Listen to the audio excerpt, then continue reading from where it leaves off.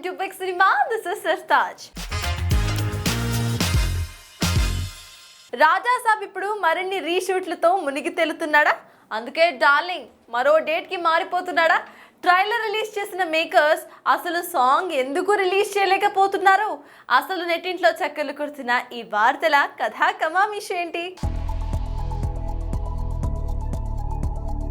మీరెన్నైనా చెప్పండి, మేము మాత్రం నమ్మొందురా అంటూ రాజాసాబ్ రిలీజ్ పై ఇప్పటికీ డౌట్స్ రైజ్ చేస్తూనే ఉన్నారు మూవీ లవర్స్. కారణం మేకర్స్ ఇప్పటిదాకా పాడిన వాయిదాల పాట అంత బాగుంది. మరి మరోవైపు సినిమా షూటింగ్ పూర్తి కాలేదని, రీషూట్ జరుగుతున్నాయని గాసిప్స్ తెగ సర్క్యులేట్ అవడంతో అన్నట్టుగా 2026 సంక్రాంతి బరిలో దిగడం అనుమానమే అంటూ మరింత ఫిక్స్ అవుతున్నారట డార్లింగ్ ఫ్యాన్స్. వాస్తవానికి రిలీజ్ డిసెంబర్ నుంచి జనవరికి వెళ్లడంతో సినిమాకు మరింత బజ్ వస్తుందని చాలా ముందుగానే ట్రైలర్ వదిలారు మేకర్స్. ఇప్పుడు సాంగ్ రావాలి, కానీ రావడం లేదు. దీంతో ఇంతటి భారీ సినిమాకి మినిమం అప్డేట్స్ లేకపోతే ఎలా అంటూ డీలా పడిపోతున్నారు మూవీ లవర్స్. అయితే ఇలా ఎప్పటికప్పుడు ఫ్యాన్స్ వస్తుందా రాదా అన్న డైలమాలో పడటం, అబ్బే వస్తున్నాం పక్కా వస్తున్నామంటూ మేకర్స్ కవరప్ చేయడం ఫ్యాషన్ అయిపోయింది. ఇక తాజాగా సర్క్యులేట్ అవుతున్న గాసిప్స్ కి మరోసారి ఎండ్ కార్డ్ వేస్తూ పండుగకు వస్తున్నాం, పండగ చేసుకుంటున్నాం అని సూటిగా ట్వీట్ చేశాడు SKN. దీంతో ముందు మూవీ నుండి సాలిడ్ అప్డేట్స్ వదిలి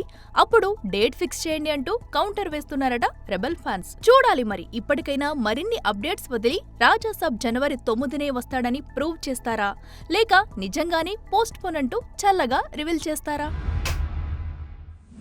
బడా హీరోలు భారీ వసూళ్లు కొల్లగొడుతూ ఉంటే చిన్న హీరోలు సైలెంట్ గా కాసులు కొట్టేస్తున్నారు. కానీ ఎటొచ్చి టైట్ హీరోలే ఎటు కాకుండా పోతున్నారు. అలా రవితేజ నుండి శర్వా దాకా అందరి పరిస్థితి అంతే.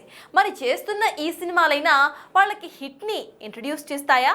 ఫ్లాప్ల పరంపరకి ఇకనైనా ఒక ఎండ్ కార్డ్ పడుతుందా? 10 ఏళ్లు గోపీచంద్ హిట్ చూసి అక్షరాల 10 ఏళ్లు. 2015లో సౌఖ్యంతో హిట్ చూసిన గోపీచంద్ ఆ తర్వాత జిల్తో పర్లేదనిపించుకున్నా, ఆ తర్వాత వచ్చిన సిటీమర్, సౌఖ్యం, గౌతమ్ నంద, ఆక్సిజన్, 6 అడుగుల బుల్లెట్, పంతం, చాణక్య, పక్కా కమర్షియల్, రామబాణం, భీమా, విశ్వం ఇలా చేసిన అన్ని సినిమాలతో అట్టర్ ఫ్లాప్లని మూటగట్టుకున్నాడు. మరి సంకల్ప్తో చేసే సినిమా అయినా గట్టును పడిస్తుందేమో చూడాలి. ఇక ధమాకా తర్వాత ఒక్క హిట్టు కావాలి ముర్రో అంటూ తెగ చక్కర్లు కొట్టేస్తున్నాడు మన mass Maharaj. Ravanasura, Tiger Nageswara Rao, Eagle, Mr Bachchan, mass Jathara ఇలా చేసినవన్నీ సోదులో లేకుండా పోయాయి. మరి పొంగల్ బరిలో దిగుతున్న భర్త మహాసాయులకి విజ్ఞప్తి అయినా రవితేజ విజ్ఞప్తిని ఆలకిస్తుందో లేదో. ఇక హిట్టేది అంటే అప్పుడెప్పుడో 2020లో వచ్చిన భీష్మ సినిమానే వలవేస్తున్నాడు నితిన్.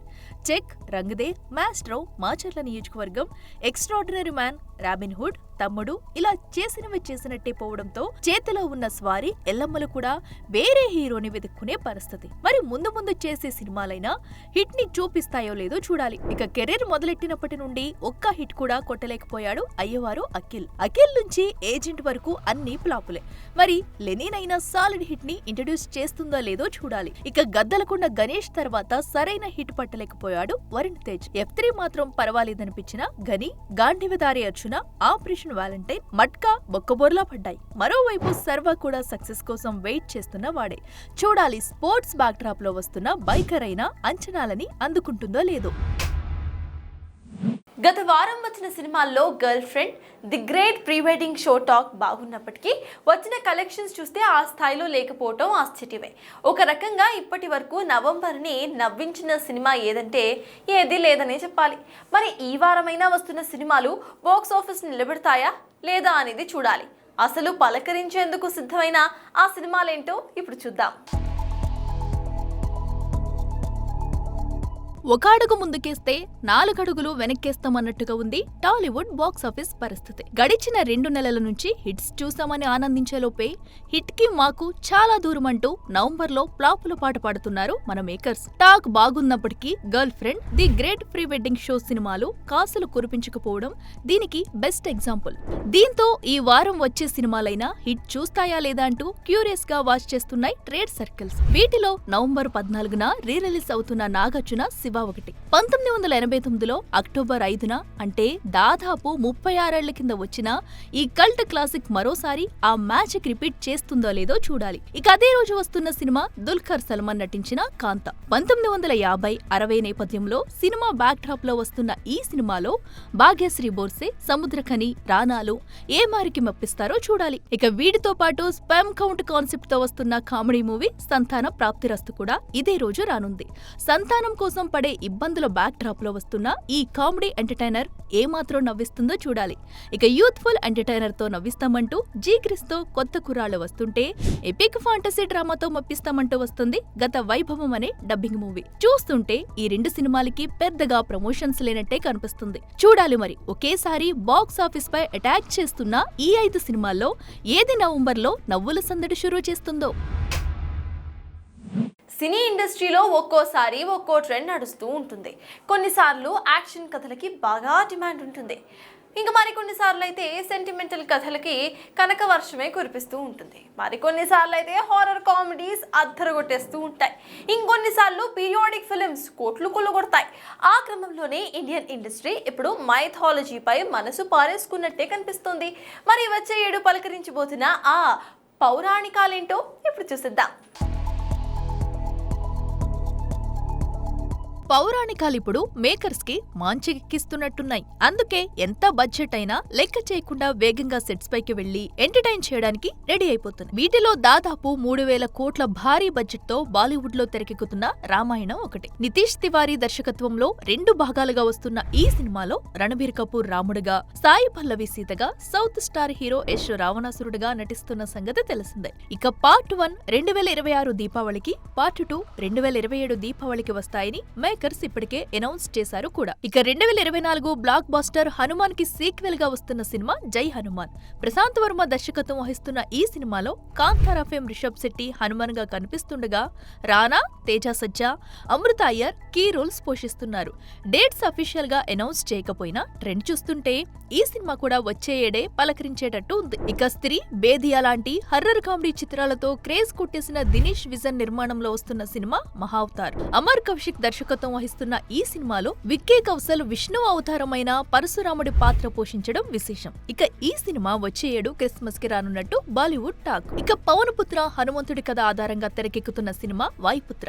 చందముండేటి దర్శకత్వంలో నాగవంశీ నిర్మిస్తున్న ఈ యానిమేటెడ్ మూవీ 2026 దసరా బరిలోకి దిగనుందట. చూడాలి మరి ఈ మైథాలజీ మూవీస్ లో ఏవి కాసులు పంట పండిస్తాయో. ఎన్నో సినిమాలకి హీరోలు లాక్ అయిపోతున్నారు, కానీ ఎల్లమ్మ మాత్రం హీరోని పట్టుకోలేకపోతుంది. నాని నుండి అటు తిరిగి ఇటు తిరిగి చివరికి డిఎస్పీ ఫిక్స్ అంటూ ఫైనల్ చేసేసాడు. దీంతో అమ్మయ్య అనుకున్న మూవీ లవర్స్ కి షాక్ ఇస్తూ ఇప్పుడు ఇదిగో ఇలా మరో హీరో వైపు దిక్కులు చూస్తున్నాడన్న వార్తలు సోషల్ మీడియాలో తెగ హైలైట్ అవుతోంది. బ్యాడ్ లక్కి బలగం వేణుకి మంచి ఫ్రెండ్షిప్ కుదిరినట్టే కనిపిస్తోంది. బలగం లాంటి క్లాసిక్ సినిమా తీసినా ఇప్పటికీ తన ఎల్లమ్మకి సరైన హీరోని పట్టుకోలేకపోతున్నాడు. మరి ఈ సినిమా స్క్రిప్ట్ మొదలెట్టినాటి నుండి లెక్కేస్తే ఇప్పటికి సినిమా సగం పైగా అయిపోవాలి. కానీ ఇంకా నాని, నితిన్, బెల్లంకొండ అంటూ చక్కర్లు కొట్టడంతో సగం కాదు కదా స్టార్ట్ కూడా కాలేకపోయింది.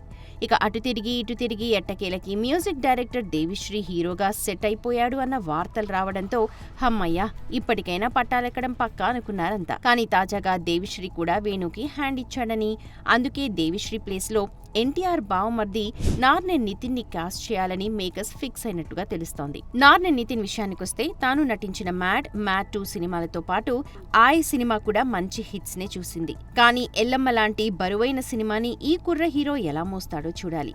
ఏదేమైనా ఒక సూపర్ డూపర్ హిట్ కొట్టిన డైరెక్టర్ కి కూడా హీరోని పట్టుకోవడం ఇంత కష్టంగా ఉందంటే ఆశ్చర్యమే. సో ఇదే ఇవాల్టి big cinema. Keep watching big TV. Anchor's Wardrobe Courtesy, Shopper Stop.